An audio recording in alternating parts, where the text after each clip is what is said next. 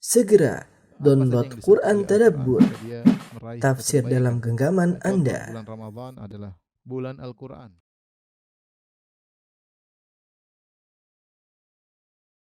Bismillahirrahmanirrahim. Assalamualaikum warahmatullahi wabarakatuh. Alhamdulillahi ala ihsanihi wa syukru lahu ala taufiqihi wa amtinanihi. Asyhadu an la ilaha illallah wahdahu la syarika lahu ta'ziman li sya'nihi wa asyhadu anna Muhammadan abduhu wa rasuluhu da'ila ridwani. Allahumma salli alaihi wa ala alihi wa ashabihi wa ikhwani. Para dokter yang dirahmati Allah Subhanahu wa taala, para guru yang dimuliakan oleh Allah Subhanahu wa taala. Kita melanjutkan bahasan kita hadis ke 39 ya. Tidak terasa 3 hadis lagi, maka kita selesai dari hadis-hadis Al-Arba'in An-Nawawiyah. Hadis ke-39 ini topiknya sebagaimana telah dituliskan, diumumkan tentang kesalahan-kesalahan yang dimaafkan. Al-Imam Nawawi rahimahullah berkata, an Ibni Abbasin radhiyallahu anhuma, dari Ibnu Abbas radhiyallahu anhuma, anna Rasulullah sallallahu alaihi wasallam qala, bahwasanya Rasulullah sallallahu bersabda, inna Allah tajawaza li an ummati al-khata'a wan nisyan wa mastukrihu alaihi. Sungguhnya Allah Subhanahu wa taala memaafkan aku dari memaafkan untukku atas umatku, yaitu Allah karena aku, maka Allah memaafkan umat-umatku sebagai pemberian untukku ya. Apa yang dimaafkan atas umatku yaitu al-khata', kesalahan, wa nisyan, kelupaan, wa mastukrihu alaihi, dan apa yang mereka dipaksakan. Jadi 3 di sini yang dimaafkan, kesalahan, kemudian lupa, kemudian paksaan. Kemudian Imam Nawawi berkata, haditsun hasanun rawahu Ibnu Majah wal Baihaqi wa ghairuhuma. Hadis ini hadis yang hasan, diriwayatkan oleh Ibnu Majah dan Al Baihaqi dan selain dari keduanya. Ini hadis para ulama berselisih tentang kesahihannya. Namun kebanyakan ulul hadis mengatakan hadis ini secara sanad hadisnya dhaif. Tetapi jika ditinjau dari matannya, maka matannya telah ditunjukkan oleh ayat-ayat Al-Qur'an bahwasanya kesalahan dan kelupaan diampuni oleh Allah Subhanahu wa taala, demikian juga hal yang dipaksa maka diampuni oleh Allah, tidak diberi dosa oleh Allah Subhanahu wa taala. Tapi kalau dibicara tentang sanad, maka hadis ini dhaif. Jadi terkadang ada satu hadis yang sanadnya dhaif tapi matannya benar, didukung oleh nusus-nusus atau dalil-dalil yang lainnya. Contohnya adalah hadis ini ya. Ikhwan dan akhwat yang rahmatillah Subhanahu wa taala ya. Hadis ini dhaifkan oleh Imam Ahmad, demikian juga oleh Muhammad bin Nasir Al-Marwazi dan para ahli hadis yang lainnya. Akan tapi Imam Nawawi rahimahullah taala, wallahu a'lam bishawab, menghasankan hadis ini, isyarat bahwasanya hadis ini menurut beliau dhaif, tetapi ditinjau dari syawahid itu hadis-hadis lain yang semirip dengan makna hadis ini, maka naiklah hadis ini dari dhaif menjadi hadis yang hasan. Ala kulli hal, meskipun hadis ini dhaif tapi maknanya didukung oleh Al-Quran. Saya akan sebutkan dalil-dalil yang menunjukkan akan hal ini. Baik. Hadis ini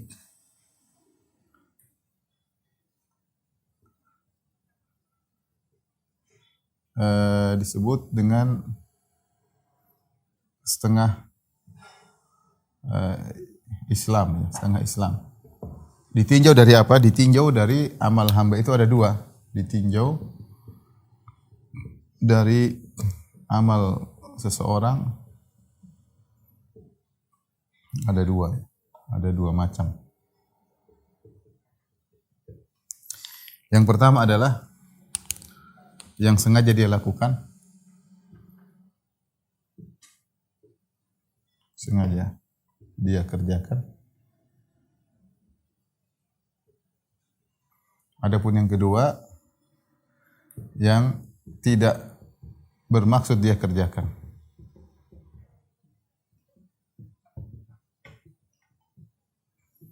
Nah, hadis yang kita bahas ini ya, tadi innallaha tajawaza li an ummati al-khata' wan nisyan wa mastukrihu alaihi. Sungguhnya Allah memaafkan untuk umatku demi aku, karena aku.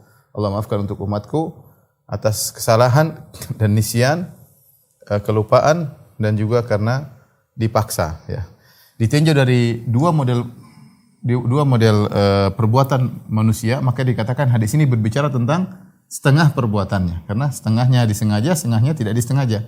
Nah, topik hadis kita adalah tentang ini, yang tidak bermaksud untuk dikerjakan. Ini ada 3 model, di antaranya adalah al-khata', kesalahan.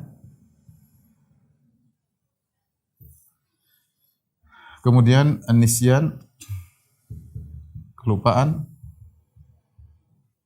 Kemudian adalah mastukrihu alaih. Mastukrihu alaih. Yaitu yang dipaksakan. Apa yang dimaksud dengan kesalahan? Kesalahan maksudnya dalam hal ini adalah dia melakukan sesuatu yang diperbolehkan tapi ternyata mengakibatkan hal yang tidak diperbolehkan ya. Tanpa sengaja ya. Dia melakukan sesuatu perbuatan yang menurutnya boleh. Yang hukum asalnya boleh dalam syariat, atau yang hukumnya boleh, namun ternyata salah. Contohnya bagaimana? Contohnya seperti kejadian dalam perang Uhud. Seperti contoh para sahabat membunuh Al-Yaman. Al-Yaman ini bapaknya Hudzaifah, ayahnya Hudzaifah radhiyallahu anhu. Karena disangka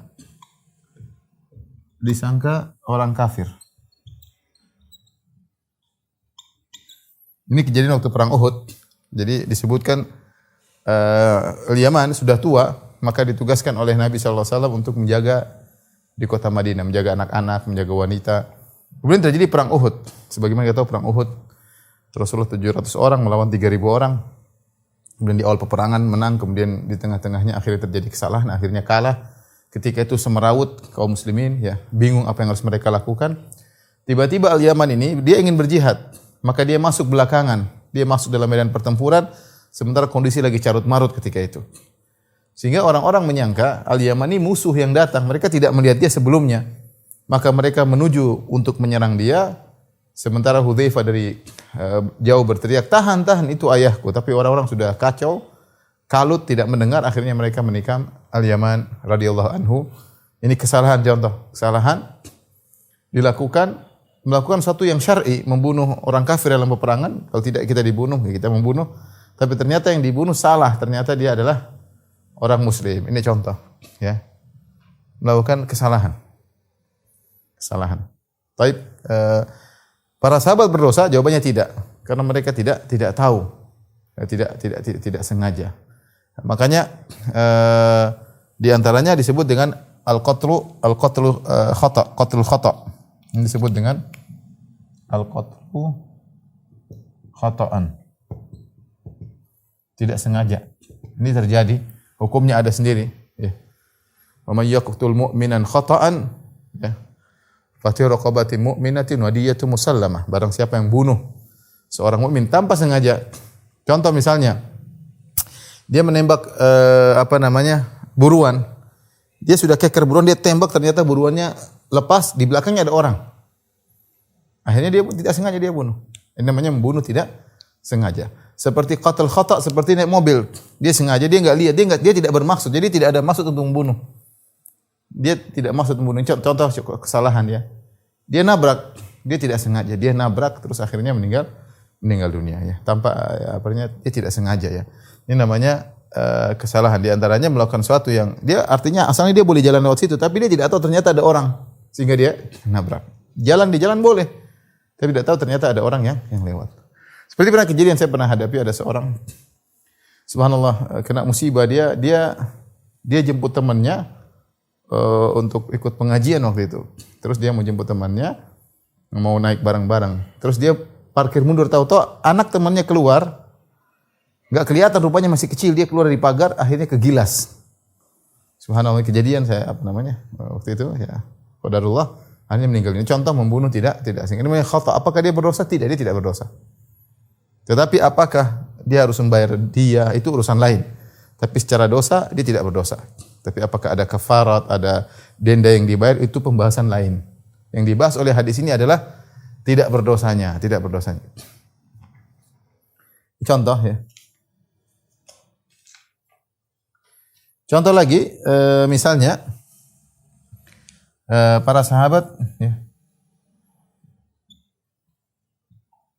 sahabat buka puasa menyangka matahari sudah tenggelam.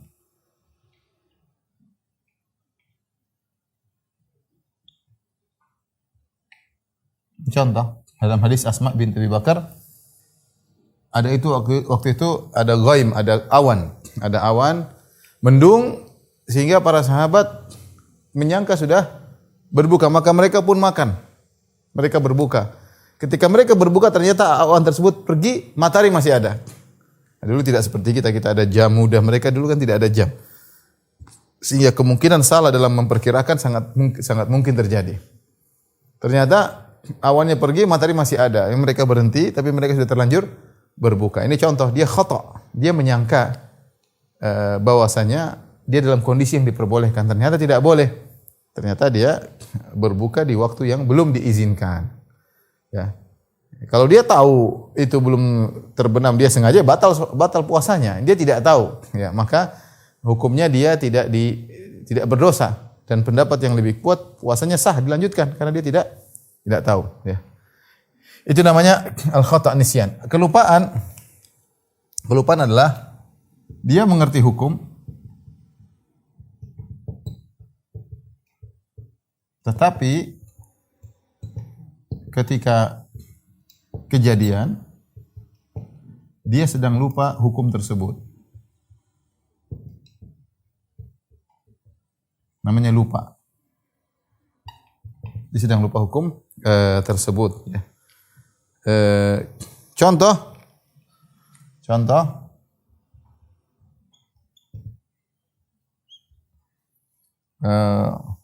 ketika puasa makan dan minum.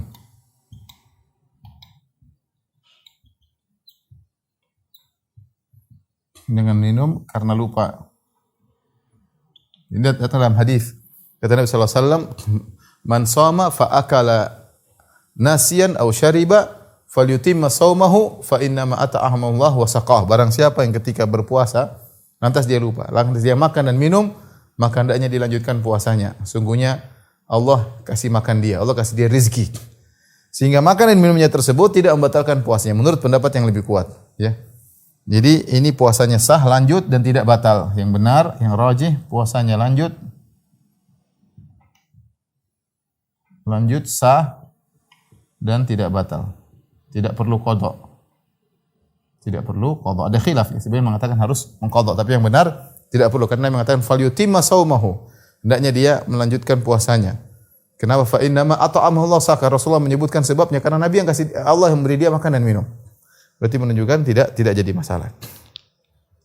Demikian juga misalnya, Rasulullah mengatakan contohnya ketika puasa menjimai istrinya karena lupa sedang puasa.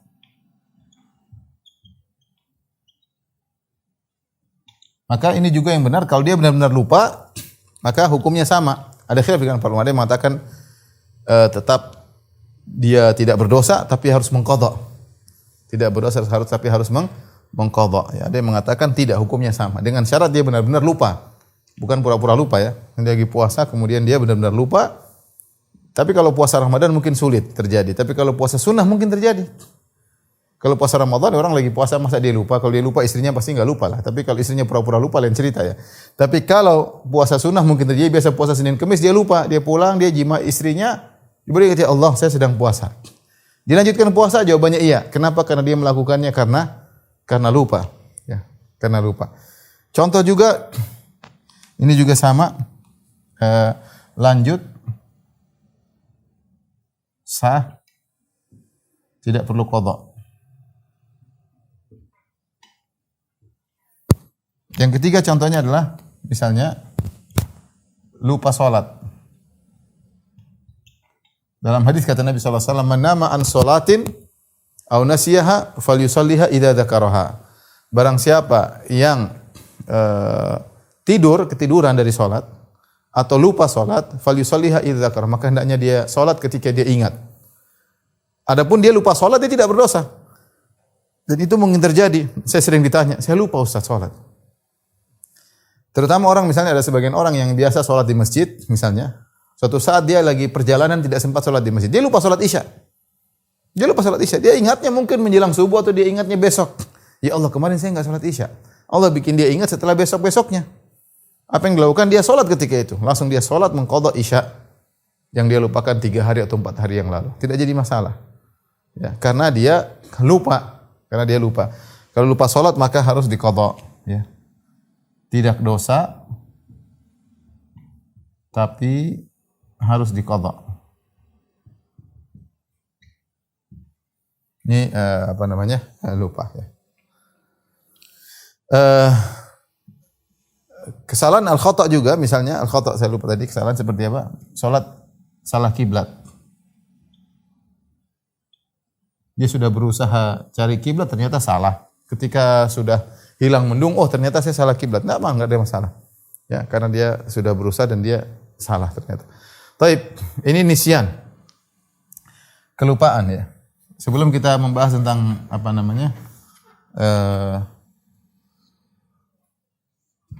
mastukrih yang dipaksakan. Ada satu kondisi ya. Lupa ini intinya apa? Lupa itu intinya adalah dia jahil, yaitu tidak tahu ketika saat itu. Dia tidak tahu kalau dia sedang puasa. Jadi dia jahil maksudnya dia tidak tahu ketika saat itu.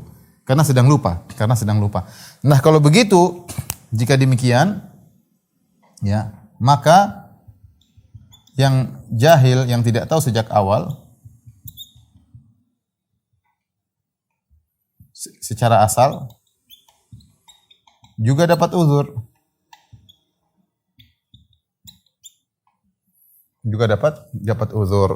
Ya. Maka kita tambahkan hukum di sini tentang orang yang jahil. Al-jahlu, tidak tahu. Ini juga kelaziman daripada nisyan. Kalau nisyan saja lupa diberi uzur, apalagi yang tidak tahu sejak asal. Maka orang seperti ini juga dimaafkan. Ini dimaafkan juga ya.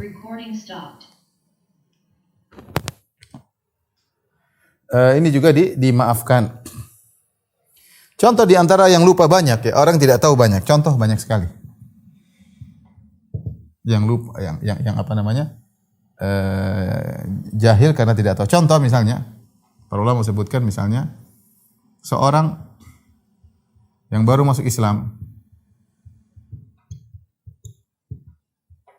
atau tinggal di daerah non muslim. Kalau orang kafir, ya. Lalu minum khamar, ya. Minum khamar. Tidak tahu kalau khamar itu haram. Tidak tahu. Kalau khamar haram. Bagaimana nasib orang ini? Orang ini tidak mengapa. Ini kalau zaman dulu, mungkin zaman sekarang mungkin sulit karena medsos begitu tersebar. Ya, tapi kalau zaman dulu mungkin tidak tahu khamar itu haram itu mungkin. Bahkan lebih parah daripada itu, dia berzina. Sementara dia tidak tahu, dia jahil, dia tidak tahu jika zina itu haram. Ini mungkin enggak mungkin? Para ulama sebutkan. Masa enggak ada yang tahu zina haram? Kita bilang, iya, kalau kita tinggal di negara Islam, semua orang tahu zina enggak boleh. Tapi kalau dia baru masuk Islam atau dia tinggal di negara kafir, dia enggak tahu kalau zina itu haram, dia enggak tahu. Ya.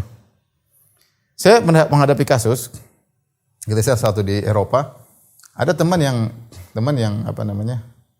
Anaknya sekolah, laki-laki di SMA. Anaknya cerita, dia ceritanya sama saya, Ustaz, bagaimana anak saya ini? Semua temannya semua sudah berzina, cuma dia yang belum. Dia diejek-ejek, dibully.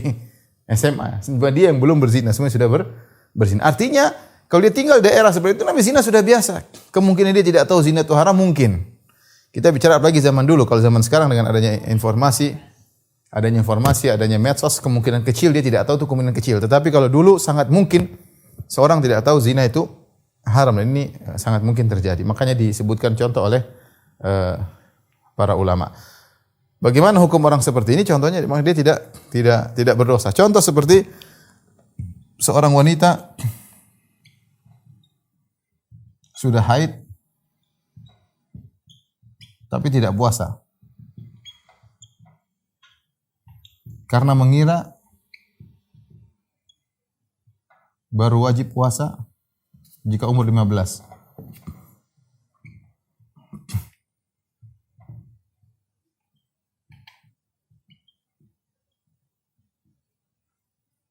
Tahun. Ini semua adalah kejahilan.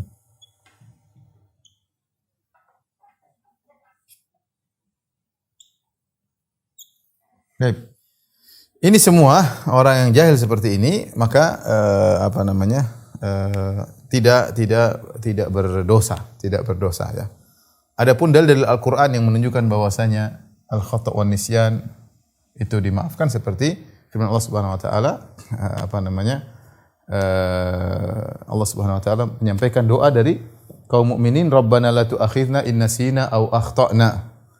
Mereka berdoa, ya Allah, dalam surat Al-Baqarah ya, ayat 286, Rabbana la tu'akhidna in nasina aw akhtana. Ya Rabb kami, janganlah kau hukum kami in nasina, kalau kami lupa, aw akhtana, atau kalau kami salah. Salah di sini tadi tidak sengaja maksudnya. Khata ini maksudnya tidak sengaja. Jadi kemudian dalam hadis Allah berkata, qad fa'altu, aku kabulkan. Aku kabulkan permohonan kalian. Demikian dalam Al-Qur'an Allah mengatakan, laisa 'alaikum junahun fima akhta'tum bihi walakin ma ta'ammadat qulubukum. Bukanlah, tidak mengapa bagi kalian ya yang merupakan kesalahan kalian, tidak mengapa kalau kalian tidak sengaja, tapi yang salah adalah ma ta'ammadat qulubukum, kalau kalian sengaja itu baru dosa. Kalau tidak sengaja tidak berdosa, kata Allah Subhanahu wa taala. Jadi seperti kita sebut tadi hadisnya dhaif, tapi maknanya benar karena didukung oleh ayat-ayat Al-Qur'an ya. Al-jahal kita bawakan, kita tambahkan, jadi ada al-khata', ada nisyan, ada al-jahal. Nah, tapi ingat, perhatikan, jika seorang, peringatan,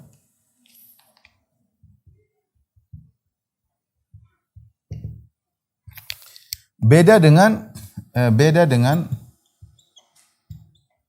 sudah tahu hukumnya, namun tidak tahu akibatnya, maka tidak ada uzur.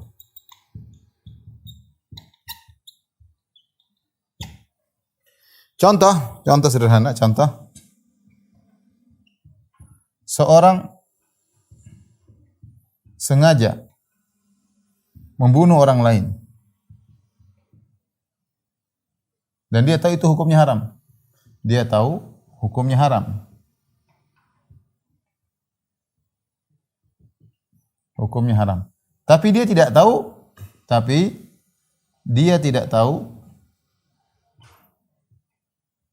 kalau akibatnya dikisos.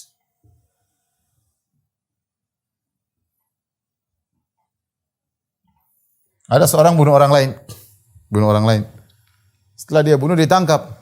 Terus dikatakan, kamu hukumannya adalah dikisos. Dia bilang, saya enggak tahu kalau saya bakalan dikisos. Tapi kamu tahu bahwasanya membunuh haram. Saya tahu, tapi saya enggak tahu kalau saya bakalan dikisos. Apakah dikasih uzur? Jawabannya tidak. Tidak ada uzur bagi dia. Tetap dia dikisos, dibunuh juga. Nafsu bin nafsin. An-nafsu bin nafsi. Jiwa dibunuh dengan jiwa. Ya. Kutiba alaikumul qisasu. Ya.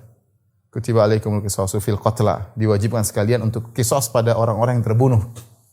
Seandainya suatu negara menerapkan hukum qisas, maka ini tentu orang tidak ada yang berani membunuh. Sekarang orang bunuh dengan mudah, bunuh, tembak, racun, apa segala. Dia kalau punya duit, dia mungkin tidak dibunuh. santai aja ya. Ya. Tapi kalau dibunuh, orang akan berpikir 1000 kali untuk membunuh. Karena dia tahu kalau dia membunuh, dia akan dibunuh. Siapa suka dibunuh? Ya. Makanya kata Allah, walakum fil qisasi hayatun ya ulil albab. Sungguh pada praktek kisos ada kehidupan wahai orang yang cerdas. Kalau orang cerdas menerapkan hukum kisos, keadilan yang super keadilan dari Allah Subhanahu wa taala. Saya yang bunuh, dia dibunuh. Selesai. Siapa yang berani bunuh-bunuhan kalau begitu? Siapapun dia kalau dia bunuh, bahkan 100 orang bunuh satu, 100-nya akan dibunuh. Kalau sama-sama berkelompok membunuh, komplotan untuk membunuh satu orang, semuanya ikut dibunuh. Jadi contoh ada seorang dia membunuh, dia tidak tahu kalau dia membunuh dengan sengaja dia bakalan dikisos, tetap dia dihukum. Ketidaktahuannya tentang akibat bukan merupakan uzur. Yang jadi uzur kalau dia tidak tahu hukum perbuatan tersebut, dia nggak tahu. Misalnya, itu lain cerita. Contoh seorang berzina dan dia tidak tahu bahwasanya kalau zina itu hukumnya adalah didera. Dia nggak tahu. Jadi dia pikir kalau berzina cuma bayar duit selesai atau bayar selesai. Ternyata didera. Ya. Ada terjadi di zaman Nabi SAW, Qisatul Ajir ya. Ada seorang bekerja di sebagian orang, kemudian dia berzina dengan wanita di rumah. Akhirnya dia dituntut, dia bayar apa, dilapor kepada Nabi SAW. Dia tidak tahu, ternyata dia cuma didera, tidak perlu bayar tersebut. Tapi apakah hukumnya gugur? Tidak, karena dia tahu zina itu haram, cuma dia tidak tahu akibatnya. Maka tetap dihukum ya. Sama seorang minum khamar, dia tahu hukum khamar haram, tapi dia minum, ternyata didera. Dia enggak tahu kalau hukum Islam orang khamar itu didera ya.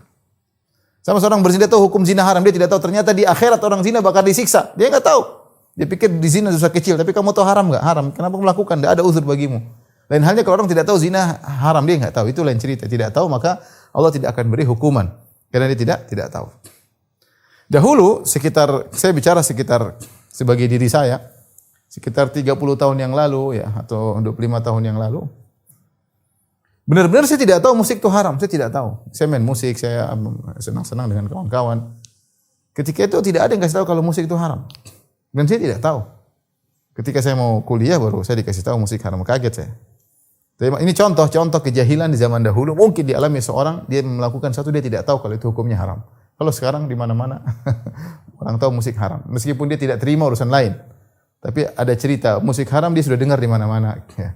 Didengar di mana? Tapi dahulu tidak ada yang bicarakan. Dai-dai pun tidak ada yang ngomong. Ya. Mungkin ngomong dianggap tabu atau apa. Tapi intinya saya tidak tahu. Saya di Papua tidak tahu kalau musik itu haram. Ini saya melakukan ya. Mudah-mudahan Allah ampuni saya karena tidak tahu. Tapi ini yang berikutnya yang keempat.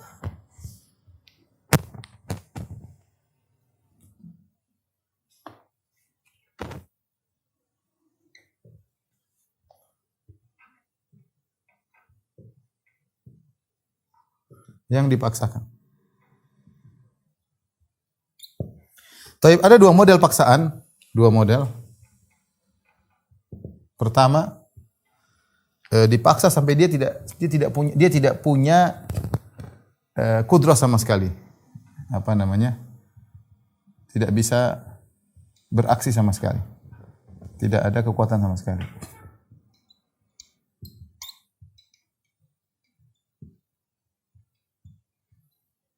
Sehingga dia seperti alat.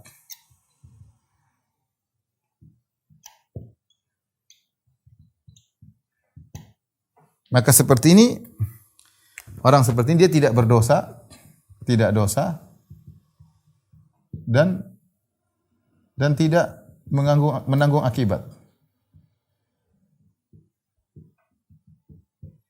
Contohnya bagaimana? Contohnya seorang dipegang tangannya, kemudian tangannya ditarik untuk menekan pistol, menarik pistol, kemudian bunuh orang. Dia tangannya dipaksa, dia nggak mau bisa apa-apa. Atau dia di tangannya dipegang oleh besi, kemudian dipukulkan. Bukan dia yang melakukan, tapi dipaksa sehingga dia memukul orang meninggal. Ya, apakah terjadi? Apakah dia dosa? Dia tidak berdosa, dia dipaksa. Dia dipaksa, dan dia tidak bisa berkutik ketika itu. Sehingga apa yang dilakukan dia tidak berdosa, dan dampak dari apa yang dilakukan juga tidak berdosa. Ya. Karena dia benar-benar seperti alat yang tidak bisa berkutik sama sekali. Ini enggak ada masalah. Yang kedua yang jadi masalah, jika dia punya kudrah, jika dia yang melakukan. Tapi karena dipaksa.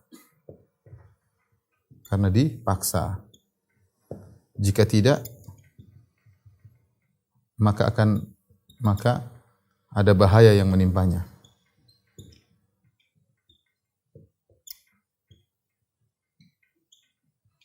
Baik, ada dua model perbuatan.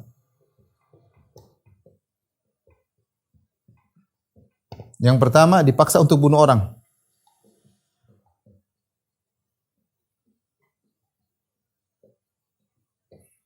Contoh, dia ditaruh pedang di belakang lehernya. Kau bunuh orang, kalau enggak kita bunuh kamu. Jadi dia bunuh orang, itu depannya disuruh bunuh. Kalau dikasih pistol, kau bunuh orang tersebut. Kalau enggak, kau akan kami bunuh. Dalam kondisi seperti ini, para ulama sepakat dia enggak boleh bunuh orang. Nyawa dia tidak lebih bernilai daripada nyawa orang. Dalam hal ini dia harus mati. Dia tidak boleh bunuh orang. Jadi meskipun dia dipaksa, kalau kau enggak bunuh, kau yang mati. Kalau kau enggak bunuh, keluargamu kami bunuh. Enggak boleh. Enggak boleh, tidak ada nyawa keluarga lebih baik pada nyawa orang, enggak ada. Ya, enggak ada. Enggak boleh dia bunuh orang lain. Ini hukumnya haram. Haram. Maka kalau dia bunuh orang, maka menurut pendapat yang kuat, dia juga dikisos, orang yang masak juga dikisos. Dua-duanya dikisos. Dua-duanya dikisos. Ya. Karena nyawa dia tidak lebih berharga daripada nyawa orang lain. Tapi yang kedua, dipaksa selain yang pertama.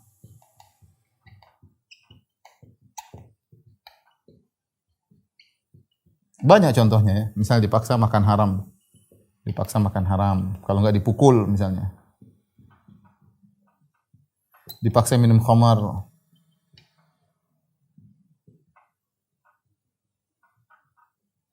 Dipaksa berzina misalnya. Kalau dia akan dibunuh misalnya. Banyak hal. Orang dipaksa. Dipaksa menceraikan istri.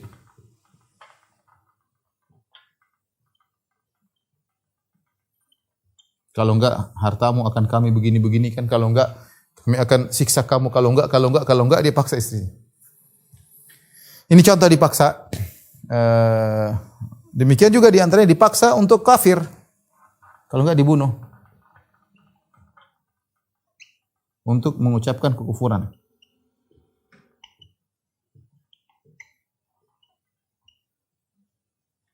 Ini pernah terjadi pada sahabat namanya Amr bin Yasir ya.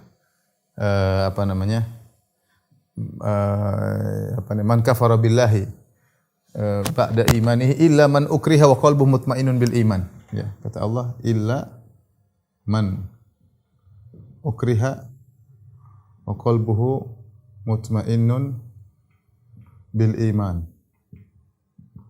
Walakin man syaraha bil kufri sadran fa alaihim ghadabun min Allah.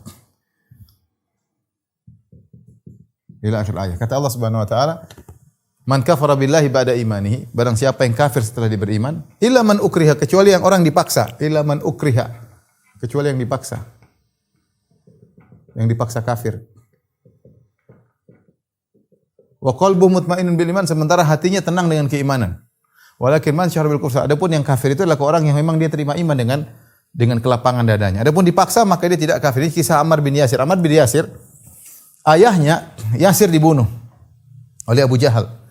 Kemudian ibunya Sumayyah juga dibunuh. Abu Jahal mengambil tombak kemudian menusukkan tombak di kemaluan ibunya. Dan dialah wanita yang mati syahid yang pertama. Wanita yang mati syahid pertama adalah Sumayyah, istrinya Ammar bin Yasir. Istrinya Yasir. Ibunya Ammar bin Yasir. Akhirnya mereka ketika di fase Mekah ketika itu Rasulullah SAW belum disyariatkan jihad, kemudian kaum muslim dalam kondisi lemah, Bilal disiksa, si fulan disiksa, yang dibunuh. Rasulullah SAW tidak bisa berkutik ketika itu karena secara kekuatan enggak ada. Maka Rasulullah SAW cuma lewat depan mereka. Rasulullah SAW berkata, "Sabran ala Yasir fa inna mau'idakumul jannah." Sabarlah wahai keluarga Yasir. Sungguhnya Allah menjanjikan surga bagi kalian. Ayahnya Yasir dibunuh, ibunya Sumayyah dibunuh, Ammar dia tidak kuat. Maka dia disuruh ucapkan kata-kata kufur. Dan dia ucapkan, ya, agar dia selamat. Yang penting dia selamat. Akhirnya Ammar bin Yasir setelah itu dia kada dibebaskan karena dianggap telah murtad, maka pergi kepada Nabi sallallahu alaihi wasallam, dia bertanya, Rasulullah saya begini-begini. Rasulullah, kau tenang dengan iman? Saya tenang dengan iman, saya terpaksa aja. Kata Rasulullah SAW, maka turunlah ayat ini, illa man ukriha wa qalbu mutmain bil iman walakin man syarha bil kufri sadran. Adapun orang yang dipaksa maka tidak jadi masalah, kata Allah Subhanahu wa taala. Kata Nabi sallallahu alaihi wasallam, fa in adu faud. Kata Nabi, kalau mereka tangkap kau lagi, nyiksa kau lagi, kembalilah engkau ucapkan kata-kata kufur, enggak ada masalah.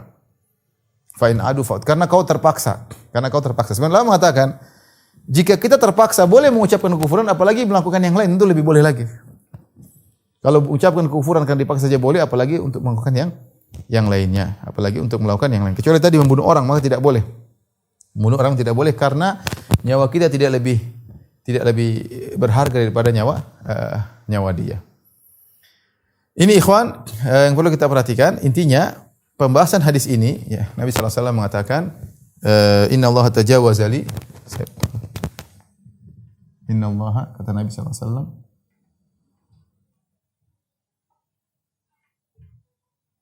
innallaha tajawaza li an ummati al-khata' wa an-nisyan wa mastukrihu alaih.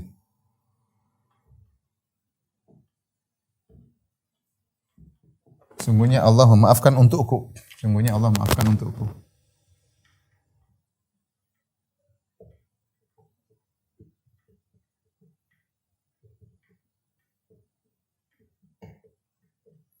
Atas umatku, an ummati, atas umatku. Kesalahan tadi, al-khata', kesalahan. Sudah kita bahas tadi, nisyan, kelupaan. Kemudian paksaan. Sekali lagi, ini hadis membahas tentang apa? Tentang raf'ul ism. Yaitu tidak berdosa. Diangkatnya dosa jika melakukan hal di atas, ya. Karena lupa, karena kesalahan, karena dipaksa. Adapun masalah bayar, adapun masalah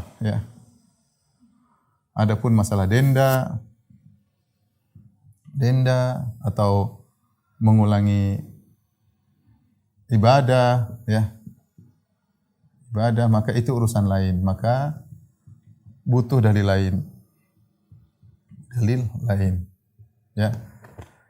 Contoh misalnya tadi seorang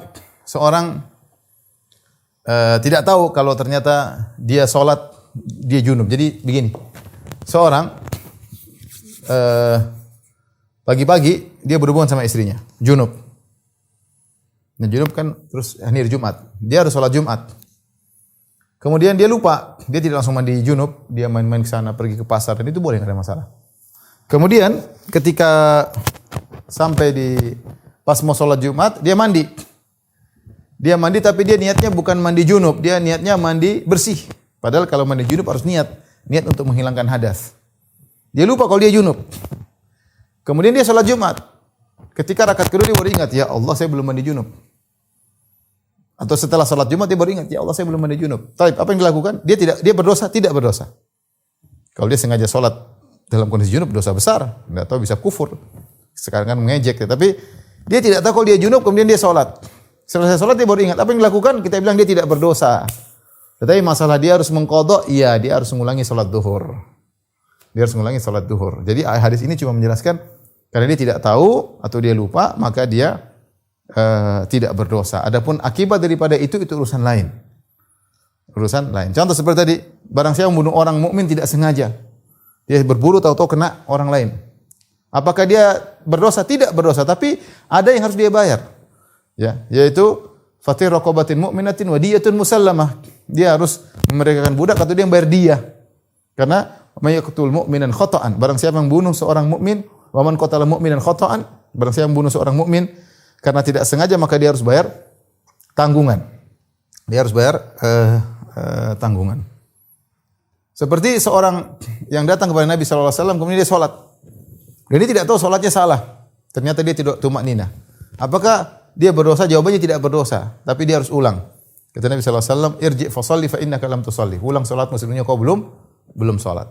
Itu contoh contoh bahwasanya yang kita bahas adalah diangkatnya dosa. Adapun masalah dampak dari itu semua itu urusan lain, harus dibutuhkan dalil-dalil yang lain.